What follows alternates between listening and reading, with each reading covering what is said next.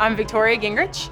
I've been a firefighter for about 1.5 years. My name's Gavin Gonzalez, and I've been on for 2 years. Craig Brown, been out in the field for about 1 year and 5 months.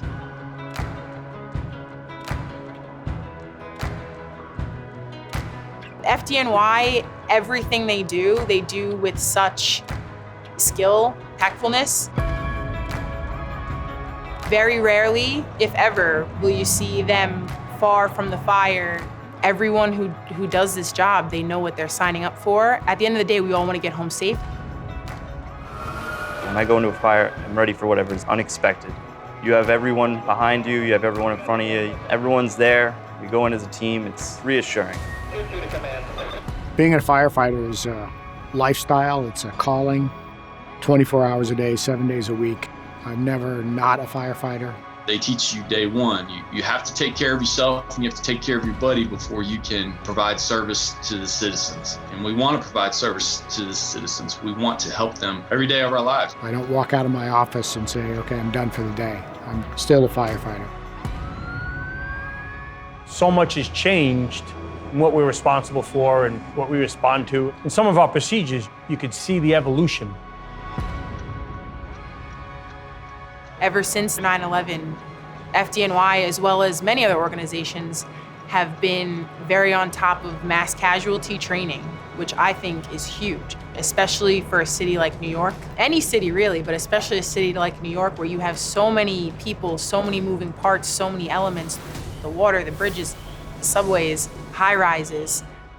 I think since 9/11, a lot of the changes have been around safety protocols, preemptive measures. We have a whole slew of preemptive measures. We have different portals on the intranet. They're like, oh, we have the latest rundown of how we're doing this, latest procedures. It's a constant reminder that things can happen, and hopefully they don't, but there's always a possibility, and you need to be prepared in every way possible. Lock it up! Lock it up! When 9/11 hit, I had like 15 years on the fire department, and I thought I had the game down. It was great all those years later to learn there are people on the other side of the world who only want to help us. My name is Tony Scott.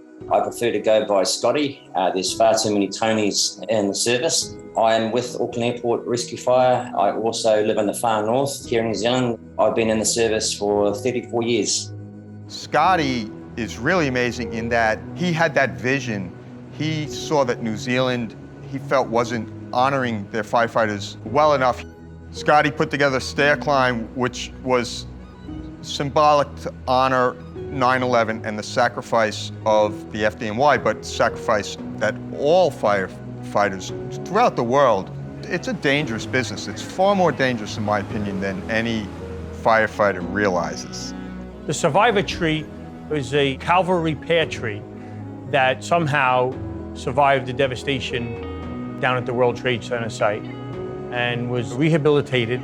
And actually, I believe it was put back at the site around 2010. Why I climb on that day? When I looked at what the FDNY were doing on that day, and I thought, we'll have the service, but we'll mark the service with something.